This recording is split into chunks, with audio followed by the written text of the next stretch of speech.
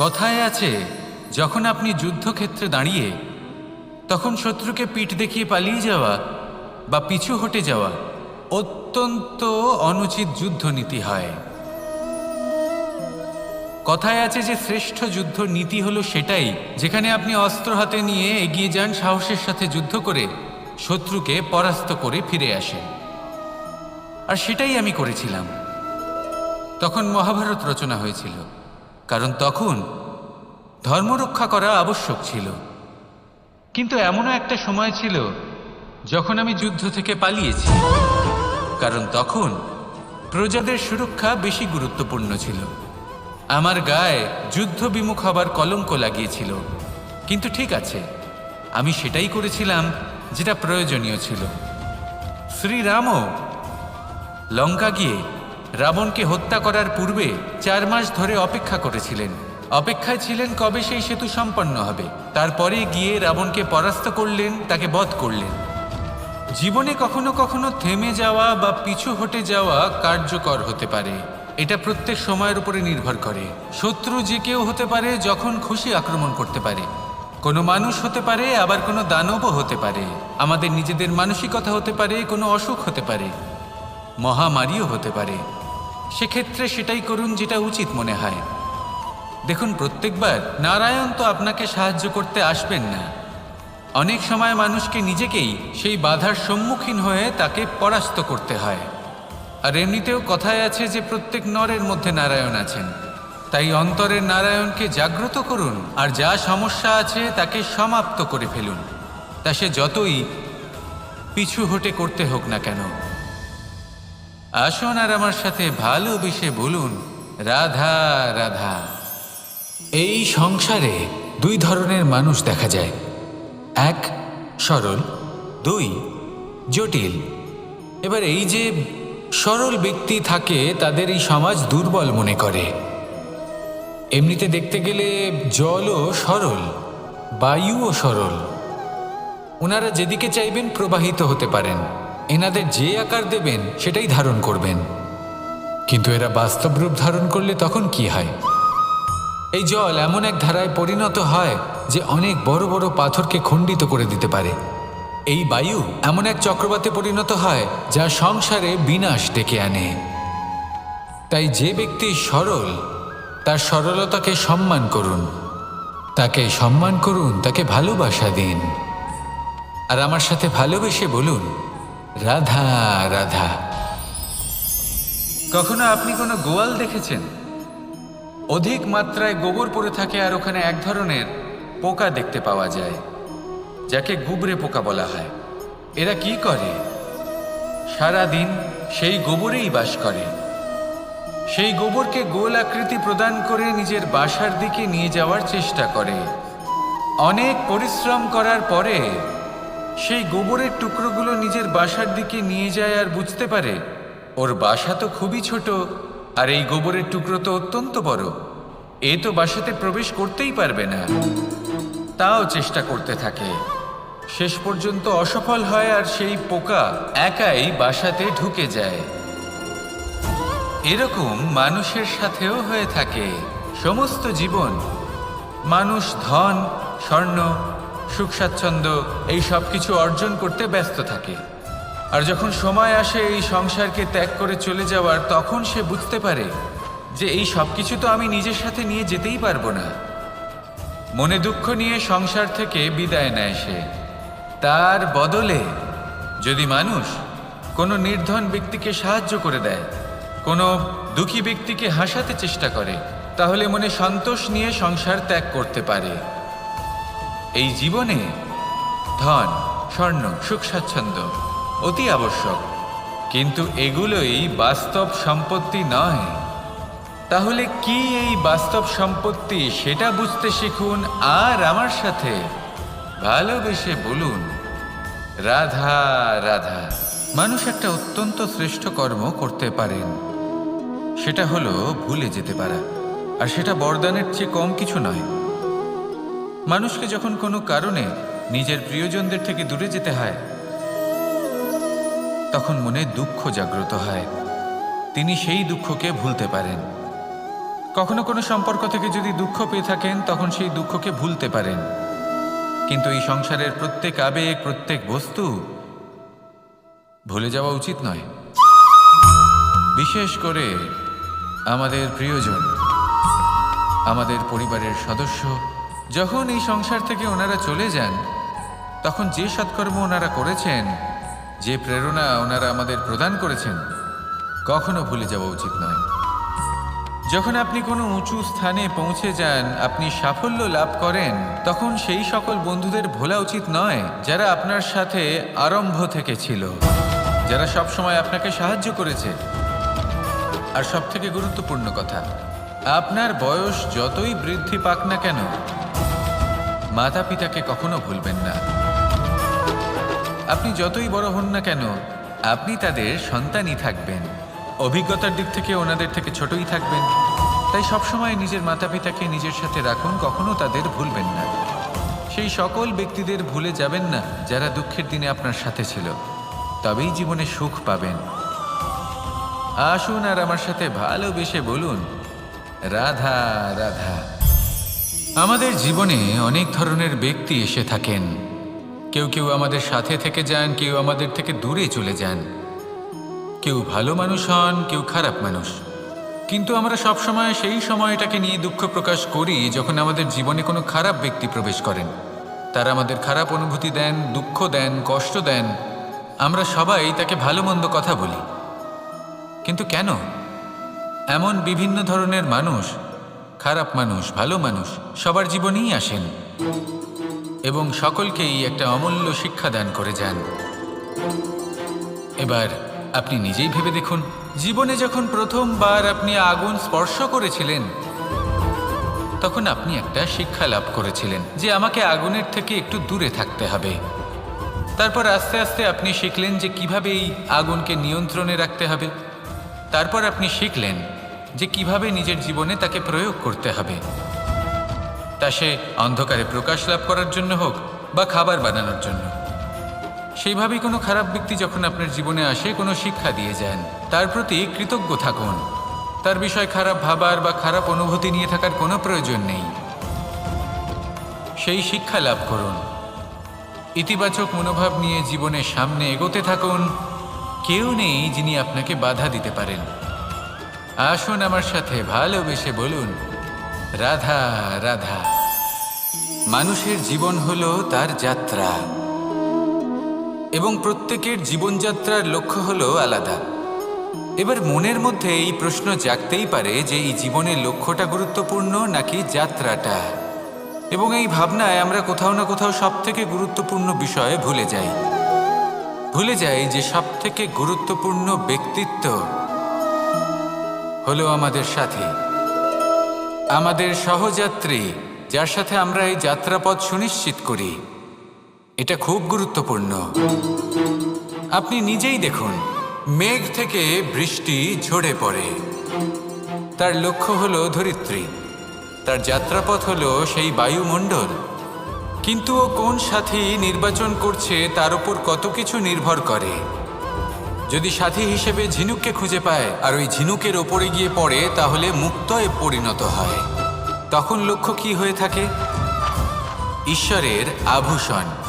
সেখানেই যদি এই জলের ফোঁটা কোনো সাপের সঙ্গ পায়, কোনো সাপের মুখে গিয়ে পড়ে, তাহলে তা পরিণত হয় বিষে। আর তখন লক্ষ্য কি হয়? কারোর প্রাণ হরণ করা। এই উদাহরণ স্থির করে যে আমাদের জীবনে সাথীর নির্বাচন হলো অত্যন্ত আবশ্যক এবং অত্যন্ত গুরুত্বপূর্ণ বিষয়। কারণ সাথীর প্রভাব শুধু যে আপনার পথে পড়বে তা নয়, আপনার লক্ষ্যের উপরও পড়বে। কখনো কখনো কেউ আপনার লক্ষ্য বদলে দেবে, কখনো উচিতভাবে, কখনো অনুচিতভাবে। সেটা আপনার নির্বাচনের উপর নির্ভর করছে। তাহলে একজন শ্রেষ্ঠ সাথী নির্বাচন করুন আর আমার সাথে ভালোবেসে বলুন, রাধা রাধা। বিষ এবং অমৃত, এর ভিত্তিতেই সংসার চক্র চলতে থাকে। যখন সমুদ্র মন্থন হয়েছিল তখন এই দুই প্রাপ্ত হয়েছিল। প্রথমে বিষ পাওয়া গেল, তারপর অমৃত। জীবন মন্থন করলেও এগুলো লাভ করা যায়। এবার এই যে বিষ, তা হলো অমৃতের থেকে অনেক বেশি শক্তিশালী এবং সেই জন্যই অনেক বেশি ঘাতকও। এবার বোঝার চেষ্টা করি এই বিষ আসলে কি। যে কোনো বস্তু বা কোনো ভাব যদি মাত্রার থেকে বেশি পরিমাণে আপনার কাছে থাকে, প্রয়োজনের থেকে বেশি আপনার কাছে থাকে, তাহলে সেটা আপনার কাছে বিষ সমান হতে পারে। তা সে ধন হোক, শক্তি হোক, সম্মান হোক, ইত্যাদি ইত্যাদি। যদি আপনার কাছে এমন কিছু থেকে থাকে যা মাত্রার থেকে বেশি পরিমাণে আপনার কাছে আছে, তাহলে তাকে ভাগ করতে শিখুন। যদি আপনি ভাগ করতে শিখে যান, তাহলে এই বিষই আপনার জন্য অমৃতে পরিণত হবে, আর তাদের কাছেও অমৃত সমান হয়ে উঠবে যাদের এই সাহায্যের প্রয়োজন। তাহলে ভাগ করে নিতে শিখুন আর আমার সাথে ভালোবেসে বলুন, রাধা রাধা। সমস্ত মানুষের জীবন কিছুটা সমান হয়। মানুষ জন্মগ্রহণ করে, তারপর চলতে শেখে, জীবনে এগিয়ে চলে, বার্ধক্য লাভ করে, তারপর সমাপ্ত হয়ে যায়। কিন্তু সেই ব্যক্তিরা কারা যারা প্রকৃত অর্থে মনুষ্য জীবন যাপন করেন?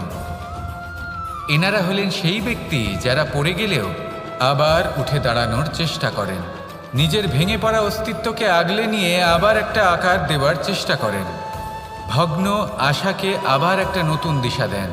অসফল হওয়ার পরেও থামেন না, আবার এগোতে থাকেন। অসফল হওয়ার পরে যদি আপনি থেমে যান, তাহলে সাফল্য আপনার সামনে অপেক্ষা করে, কিন্তু আপনি তা দেখতে পান না। তাই জীবনের সংঘর্ষে অংশগ্রহণ করতে শিখুন। জীবনের সংঘর্ষ থেকে পালাবেন না। আসুন আমার সাথে ভালোবেসে বলুন, রাধা রাধা। একবার একজন সাধক ওনার শিষ্যদের একটা কাজ দিলেন। একটা দুর্লভ জড়িবুটি নিয়ে আসতে বললেন। এতটাও কঠিন কাজ সেটা ছিল না, কারণ সকল শিষ্য জানতেন যে এই দুর্লভ জড়িবুটি কোথায় পাওয়া যায়। পর্বতের শিখরে। কঠিন কাজ কোনটা? সেখানে পৌঁছনোর সেই পথ যা ছিল কাঁটায় জর্জরিত, পাথরে পরিপূর্ণ, যেখানে পিছলে পড়ার আশঙ্কা রয়েছে এবং গভীর ক্ষত পেতে পারে সবাই। এবার বেশ কয়েকজন শিষ্য গেলেন, তার মধ্যে কয়েকজনই সেই জড়িবুটি নিয়ে আসতে পারলেন। কারণটা কি ছিল? কিছু শিষ্যের মনোযোগ ছিল শুধুমাত্র লক্ষ্যের দিকে, অর্থাৎ পর্বতের সেই শিখরে। কিছু শিষ্যের মনোযোগ ছিল পথের এই সংকটগুলির ওপর। কিছুজন নিজের সমস্ত মনোযোগ, সমস্ত শক্তি কেন্দ্রীভূত করলেন শুধুমাত্র লক্ষ্যের দিকে। বাকিরা মনোনিবেশ করলেন এই সংকটের থেকে নিজেকে বাঁচাতে। কিন্তু যাদের মনোযোগ শুধু লক্ষ্যের দিকে ছিল, শুধু তারাই জড়িবুটি নিয়ে আসতে পারলেন। কারণ কি ছিল? একটা সহজ ব্যাপার যা আমাদের বুঝতে হবে। আমরা যদি লক্ষ্যে পৌঁছতে চাই, তাহলে বিপদের সম্মুখীন তো আমাদের হতেই হবে, আর কোনো বিকল্প নেই। যন্ত্রণাও হবে, পায়ে কাঁটাও হয়তো ফুটতে পারে, হয়তো পড়েও যেতে পারেন, হয়তো রক্তপাতও হতে পারে। কিন্তু তার সাথেই সাফল্য অর্জনের যে আনন্দ, সেটাও পাওয়া যায়। সেই জন্য নিজের মনোযোগ সবসময় লক্ষ্যের দিকে রাখুন, পথের সেই বিপদগুলির দিকে নয়। সত্যি কথা বলতে, এই বিপদ এটা কিছুক্ষণের, আজ আছে কাল নাও থাকতে পারে। কিন্তু যদি লক্ষ্যকে প্রাপ্ত করতে পারেন, তাহলে তার আনন্দ আপনার সাথে সারা জীবন রয়ে যাবে। তাহলে লক্ষ্য প্রাপ্ত করুন আর আমার সাথে ভালোবেসে বলুন, রাধা রাধা। আমি এখানে একা এই বনে বসে আছি, বাঁশি বাজাচ্ছি। কার জন্য? কে আছেন এখানে? কেউ নেই। আমার প্রজা, আমার রাজ্য, আমার পরিবার আমার থেকে অনেক দূরে আছেন। আমি এখানে একা এই বনে বসে এই আকাশের এই রঙের, গাছের এই সব ফলের, মাটির সুবাসের আনন্দ উপভোগ করছি। কেন? আমি হলাম দ্বারকাধীশ। এমন কি রাজকীয় বা ভৌতিক সুখ রয়েছে যে আমি ওখানে পেতে পারি না? সব কিছুই পেতে পারি, তাও এখানে বনে একা বসে আছি। কোন সুখ খুঁজে চলেছি? একা থাকার সুখ। আমরা প্রত্যেক দিন অনেক মানুষের সাথে, চিন্তাধারার সাথে, কর্মের সাথে, পরিস্থিতির সাথে, সুখ দুঃখের দ্বারা বেষ্টিত থাকি। জীবনের এই চক্রে আমরা জড়িয়ে পড়তে থাকি। যতই আমরা এই সমস্যার সমাধান করি, আমরা ততই এতে জড়িয়ে পড়ি। আমরা এতটাই জড়িয়ে পড়ি যে যখন আমরা আয়নায় নিজেদের দেখি, তখন আমরা নিজেদের চিনতেই পারি না। এমন মনে হয় যেন আমরা নিজেদের হারিয়ে ফেলেছি। সেই জন্য প্রত্যেক দিন আপনি কিছু সময় নিজের সাথে কাটান একান্তে। এটা অত্যন্ত আবশ্যক। নিজের অস্তিত্বের গভীরে গিয়ে দেখতে শিখুন, নিজেকে বুঝুন। অদ্ভুত শান্তির অনুভূতি হবে। যেমন এই বায়ু, এই বৃক্ষ, এই পুষ্প, এই নিসর্গ, এদের মতো আপনিও কখনো একলা হতে শিখুন। কখনো নিসর্গের একটা অংশ হয়ে দেখুন। এই মন প্রসন্ন হয়ে বলবে, রাধা রাধা।